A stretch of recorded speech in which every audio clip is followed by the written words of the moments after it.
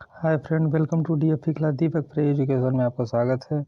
और हम लोग यहाँ पढ़ेंगे मुख्य रूप से जाने माने रसों और उनकी संबंधित जो भाव का विवरण जो है मुख्य रूप से दिया गया है, इसको पढ़ने का प्रयास करेंगे। देखिए यहाँ श्रृंगार रस को दिखाया गया। श्रृंगार रस में जो रस होता है वो श्रृंगार रस होता है और उसका भाव जो होता है रति होता है। वर्ण जो होता है श्याम या काला रंग होता है। हास्य रस के लिए भाव जो होता है हास्य होता है और वर्ण जो होता है श्वेत या सफ़ेद होता है। करुण रस के लिए जो करुण होता है वो रस होता है और भाव जो होता है करुण रस के लिए वो शोक होता है और वर्ण जो होता है वो काला होता है। तथा वीर रस के लिए जो रस होता है वो वीर होता है, भाव होता है उत्साह होता है और वर्ण यहाँ पे वर्ण का विवरण जो है कि नहीं दिया गया है। अगला देखते हैं रोद रस। तो रोद रस में रस रोध होता है, इसमें जो भाव होता है क्रोध का होता है और लल जो वर्ण होता है वो लाल रंग का होता है। अब भयानक का क्या है? तो भयानक का मुख्य रूप से इस तरीके से भयानक में इसमें जो भाव है वो भय है और इसका रंग होता है काला। अगला देखते हैं विभत्स। विभत्स का जो रस होता है विभत्स से होता है, जो भाव होता है जुगुप्सा या घृणा करना होता है और जो इसका मुख्यतः जो वर्ण है वो नीला रंग है। अद्भुत रस होता है और इसमें जो रस की जो भाव उत्पन्न होती है उसे विस्मय या आश्चर्य बोलते हैं और जो रंग होता है वो पीला होता है। शांत रस के लिए जो है निर्वेद इसका भाव होता है और सफ़ेद इसका रंग होता है। इस तरीके से यहाँ से भी प्रीवियस ईयर में क्वेश्चन आए हुए हैं। आगे देखते हैं कला के तत्व। कला के तत्व को समझने का प्रयास करते हैं।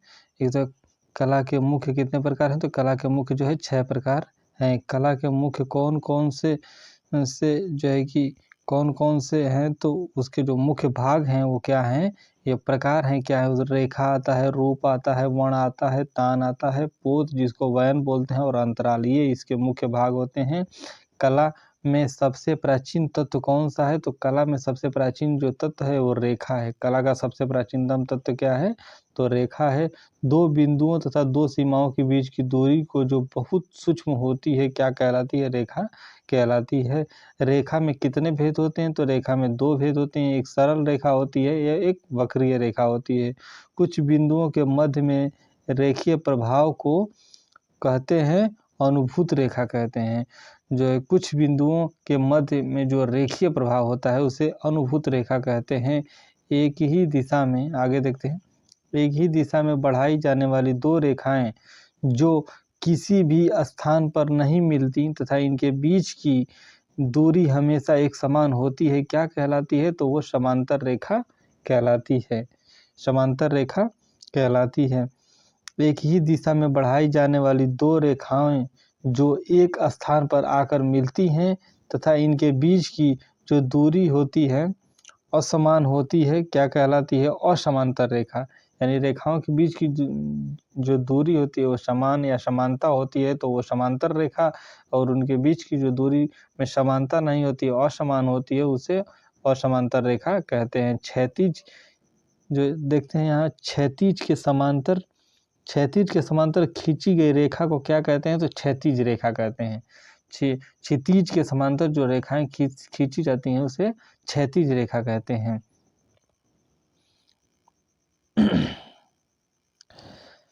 क्षैतिज रेखा क्या भाव प्रकट करती है? तो क्षैतिज जो रेखा होती है वो विश्राम का भाव प्रकट करती है, स्थिरता का तथा शांति का, मौन का तथा संतुलन का भाव प्रकट करती हैं। लंबवत रेखा क्या भाव प्रकट करती हैं? तो आकांक्षा का भाव प्रकट करती हैं, गौरव का, अस्थायित्व का, शाश्वतता का।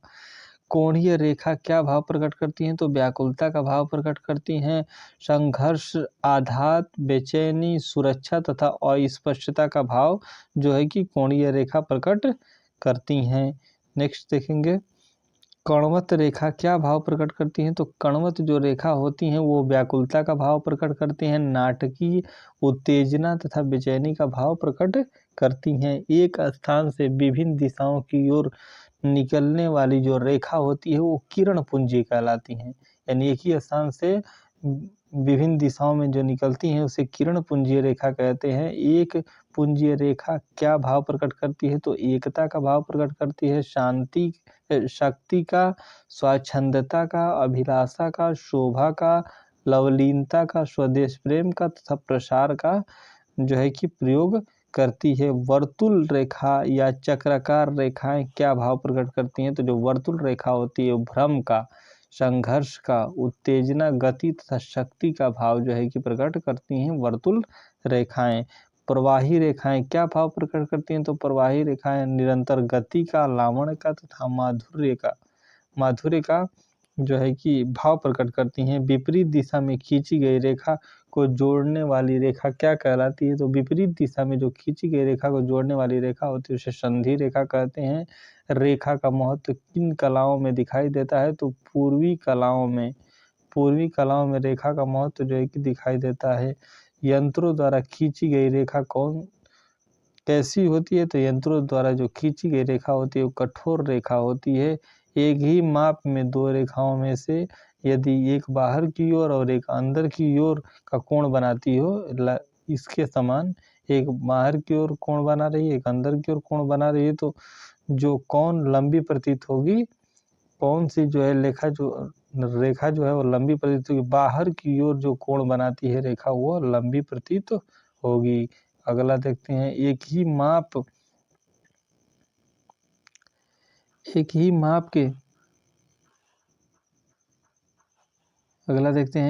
माप के दो आयत बनते हैं, परंतु एक को लंबवत रेखा तथा दूसरे को क्षैतिज रेखा से काटते हैं, तो कौन सा आयत लंबवत प्रतीत होता है? लंबवत रेखा वाला जो आयत होता है वो लंबवत प्रतीत होता है। स्पष्टतः वह स्थान जिसका निश्चित आकार व वर्ण होता है उसे क्या कहते हैं? तो उसे रूप कहते हैं। अगला देखते हैं,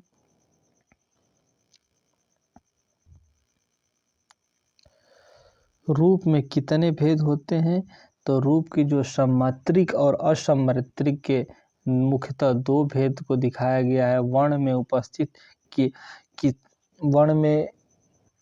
की उत्पत्ति किससे होती है? तो वर्ण की उत्पत्ति न्यूटन के अनुसार प्रकाश से होती है। किस वैज्ञानिक ने बताया था कि वर्ण की उत्पत्ति जो है 1670 में आइजैक न्यूटन ने बताया था कि वर्ण की उत्पत्ति जो है प्रकाश से होती है। अगला देखते हैं, हम किसी वस्तु को किस प्रकार देखते हैं? तो किसी वस्तु के विकृत होकर जब प्रकाशीय किरणें रेटिना पर केंद्रित होती हैं तो रोड्स तथा कोन नामक चेतनाशील जो केंद्रीय ग्रंथियां होती हैं वस्तु की छवि रेटिना पर उतार देती हैं, जिससे कोई भी वस्तु हमें स्पष्टता दिखाई देती है। वर्ण के कितने गुण माने गए हैं? तो वर्ण के मुख्यतः 3 गुण माने गए हैं, रंगत, मान और सघनता। वर्ण के 3 गुण माने गए हैं। रंग की प्रकृति को क्या कहते हैं? तो रंग की प्रकृति जैसे लालपन, हरापन जो है, रंग की प्राकृतिक का गुण होता है लालपन, हरापन, तथा रंग के हल्के व गहरेपन का घोतक क्या होता है? मान होता है। जो रंग के हल्के व गहरेपन का घोतक क्या होता है? तो मान होता है। रंग में शुद्धता का परिचालन क्या है? तो रंग में शुद्धता का जो परिचालन है वो सघनता है। सघनता को शुद्धता का परिचालन कहते हैं। जो वर्ण स्वाभाविक रूप से मिलते हैं और किसी अन्य से मिश्रित द्वारा प्राप्त नहीं होते हैं, वे कौन से वर्ण होते हैं? तो वो मुख्य वर्णीय होते हैं। मुख्य वर्णीय कौन से हैं? तो वो मुख्य वर्ण होते हैं, वो लाल है, पीला है और नीला जो है, मुख्यतः यही वर्ण नेचुरल वर्ण है। मनोवैज्ञानिक आधार पर रंगतें कौन कौन सी हैं? तो मनोवैज्ञानिक आधार पर जो रंगतें हैं मुख्य रूप से लाल है, हरा है, नीला है और पीला है, मुख्य रूप से यही रंग है। पदार्थ की मुख्य रंगतें कौन सी हैं? तो पदार्थ की मुख्य रंगतें हैं लाल, नीला और पीला। लाल, नीला और पीला। प्रकाश की सबसे अधिक प्रकाश की सबसे अधिक किस रंग से होते हैं? प्रकाश की मात्रा सबसे अधिक किस रंग से होते हैं? पीले रंग में। तथा किसी रंग की कंपन गति सबसे कम होती है? लाल रंग की कंपन गति सबसे कम होती है। किस रंग की तरंग लंबाई सबसे अधिक होती है? लाल रंग की तरंग लंबाई सबसे अधिक होती है। अग्रगामी रंगते, तो अग्रगामी रंगते किसे कहते हैं? तो जो रंग सर्वप्रथम दृष्टि को आकर्षित करता हो उसे अग्रगामी रंगते कहते हैं।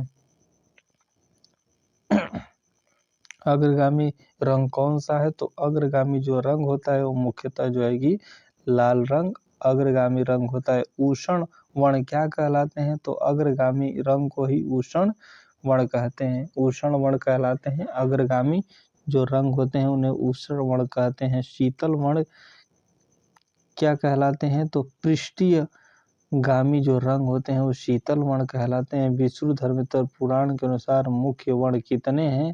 तो 5 है। लाल, पीला, नीला, सफेद तथा काला। विष्णुधर्मोत्तर पुराण के अनुसार ये 5 वर्णों में को विभाजित किया गया है। लाल, पीला, नीला, सफेद तथा काला। मुख्यतः न्यूटन के अनुसार प्रकाश में कितनी रंगतें हैं? तो न्यूटन के अनुसार प्रकाश में 7 रंगतें हैं। मुख्यतः यहाँ दिखाया गया है बैगनी, गहरा नीला, नीला, हरा, पीला, नारंगी और लाल। इस तरीके से दिखाया गया। मुख्य रंगतों को मिलाने से जो रंगतें प्राप्त होती हैं उसे द्वितीयक रंग कहते हैं। ये जो मुख्य रंग जो होते हैं उनको मिलाने से जो रंग प्राप्त होता है उसे द्वितीयक रंग बोलते हैं। जैसे नीला लाल प्लस पीला बराबर, मतलब नीला लाल जो है, नीला लाल, और इस तरीके से इसको बताया है कि नीला और लाल को जोड़ा है। लाल प्लस नीला, देखिए यहाँ समझने का प्रयास करिए। लाल प्लस नीला, लाल ये वाला लाल प्लस नीला को एक बनाया है, और लाल नीला एक है, और लाल पीला एक है, और पीला नीला एक है। इस तरीके से रंगों को जोड़कर प्रथम श्रेणी के रंगों को जोड़कर जो है कि द्वितीय श्रेणी के रंग को बनाया गया है। द्वितीय रंगतें कौन कौन सी हैं? तो बैगनी, नारंगी और हरा है। जो द्वितीय जो रंगतें हैं वो बैगनी, नारंगी और हरा को द्वितीयक रंगत में शामिल किया गया है। प्रकाश की मुख्य रंगतें कौन सी हैं? तो लाल, हरा, बैगनी। लाल है, हरा है और बैगनी प्रकाश की मुख्य रंगतें हैं। लाल, हरा, बैगनी।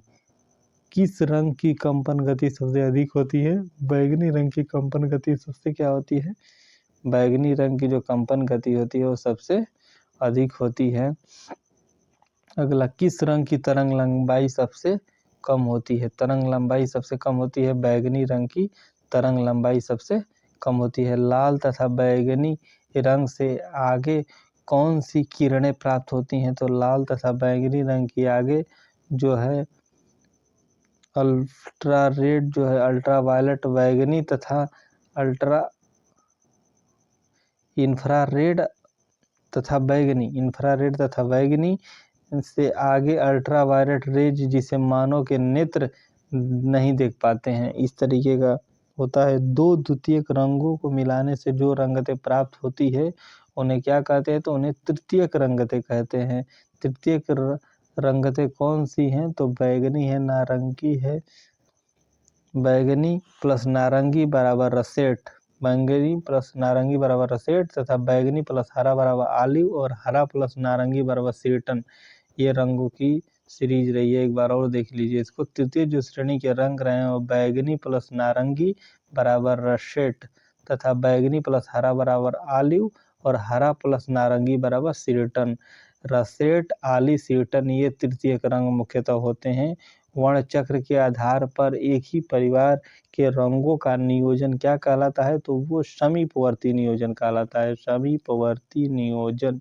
समीपवर्ती वर्ण कौन कौन से हैं? तो समीपवर्ती जो वर्ण है वो पीला, पीला पीला, नारंगी नारंगी, सभी में पीला रंग उपस्थित है और यही समीपवर्ती रंग है। वर्ण चक्र में स्थित अपने आमने सामने के रंग कौन से रंग होते हैं? तो ये विरोधी रंग भी हो सकते हैं या विरोधी रंग भी होते हैं। अगला देखेंगे,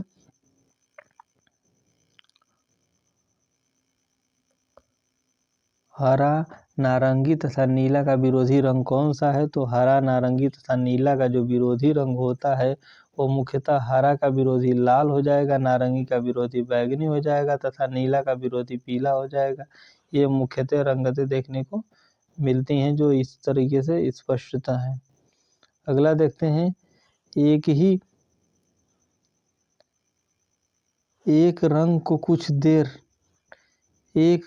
कुछ देर देखने पर कौन से रंग की अनुभूति होती है? उसी रंग के विरोधी रंग की अनुभूति होती है। जैसे नीले रंग को देखने पर उसके विरोधी पीले रंग की अनुभूति होती है। एक ही रंगत के विभिन्न मान का संयोजन क्या कहलाता है? तो एक ही रंगत के विभिन्न मान का जो संयोजन होता है वो एकांकी वर्णी संयोजन, या जैसे नीला, हल्का नीला तथा गहरा नीला। इस तरीके से रंग में सघनता किस प्रकार कम कर सकते हैं? तो रंग में सघनता कम कर सकते हैं तटस्थता रंग मिला के, जो तटस्थ रंग होते हैं उनको मिला करके कम कर सकते हैं। तटस्थ रंग कौन कौन से हैं? तो काला, सफ़ेद व ग्रे जो रंग होते हैं वो तटस्थ रंग होते हैं। अक्षय पटल के पार्श्वों में कौन सी दो सूक्ष्म तंतु ग्रंथियां होती हैं जिसको रोडस और कोन्स कहते हैं? काले व सफ़ेद की दृश्यानुभूति कौन सी तंतु ग्रंथि से होती थी? रोडस के द्वारा। काले व सफ़ेद के दृश्यानुभूति कौन सी तंतु ग्रंथि से होती है? रोडस के द्वारा। अगला देखते हैं, शिल्प रत्न तथा विष्णु पुराण के प्राथमिक रंगों को क्या कहते हैं? तो ये सुधावर्ण या मूलवर्ण कहते हैं इसको। सौर रंग सिद्धांत के अनुसार जब सूर्य की किरणें कोणाकार शीशे में से छनकर निकलती है तो क्रमानुसार कौन से रंग बनते हैं? तो लाल, नारंगी, पीला, ऊष्ण वर्ण, हरा, नीला, बैंगनी, शीतल वर्ण। जो रंग सूर्य के रंग के समीप होते हैं उन्हें कौन से वर्ण कहते हैं? उन्हें उष्ण रंग कहते हैं। जो सूर्य के समीप होते हैं उन्हें उष्ण रंग कहते हैं। उष्ण वर्ण की तरंग गति कैसी है? उष्ण वर्ण की तरंग गति कैसी होती है? बहुत अधिक होती है। उष्ण वर्ण की जो तरंग गति होती है बहुत अधिक होती है। उष्ण वर्ण के अंतर्गत कौन से रंग आते हैं? तो पीला आता है और लाल आता है। जो रंग शीतलता का प्रभाव उत्पन्न करते हैं उन्हें कौन सा वर्ण कहते हैं? तो वो है शीतल वर्ण। शीतल वर्ण की तरंग गति कैसी होती है? तो कम होती है। अगला देखेंगे, शीतल वर्ण के अंतर्गत कौन कौन से रंग आते हैं? तो नीला और हरा आते हैं। श्वेत वर्ण के चित्रण करने को क्या कहते हैं? वर्ण शून्यता कहते हैं। श्वेत वर्ण में जो चित्रण करने की जो प्रक्रिया है उसे वर्ण शून्यता कहते हैं। वस्तु द्वारा प्रकाश को अपने में समाहित कर लेने पर वह कैसी दिखती है? तो वो काली दिखती है। तथा ओस्टवार्ड आदर्श वृत्त में कितनी रंगतें हैं? तो 24 रंगतें हैं। ओस्टवार्ड ने कितने रंगों का चक्र प्रस्तुत किया था? 8 रंगों का जो चक्र जो है कि प्रस्तुत किया था ओस्टवार्ड ने। और इस तरीके से ओस्टवार्ड ने रंगों का जो चक्र है 8 रंगों तथा 4 प्रधान और 4 रंगत चक्र रहे हैं। किस रंग को मिलाने से तान या मान बढ़ जाता है? सफ़ेद रंग को मिलाने से तान बढ़ता है। किस रंग को मिलाने से तान घट जाता है? काले रंग को मिलाने से तान घट जाता है। किस रंग में सबसे ज़्यादा प्रकाश होता है? तो नीले रंग में सबसे ज़्यादा प्रकाश होता है।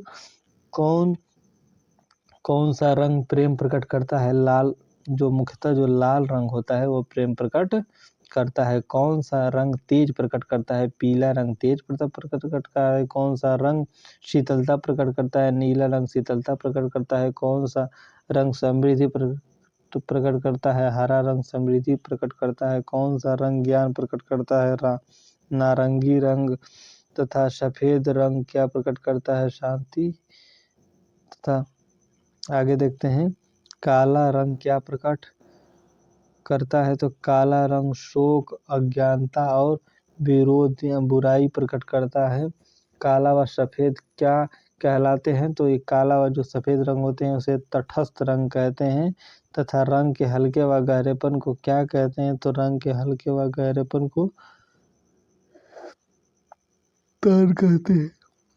तान कितने प्रकार का होता है? तो तान 3 प्रकार का होता है, छापा कला, मध्य कला तथा प्रकाश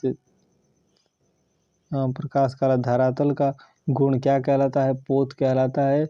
चित्र में बनावट दर्शाता है, पोत को चित्र में बनावट दर्शाता है। पोत को धरातल की बुनावट अनुभूति का वचन क्या है?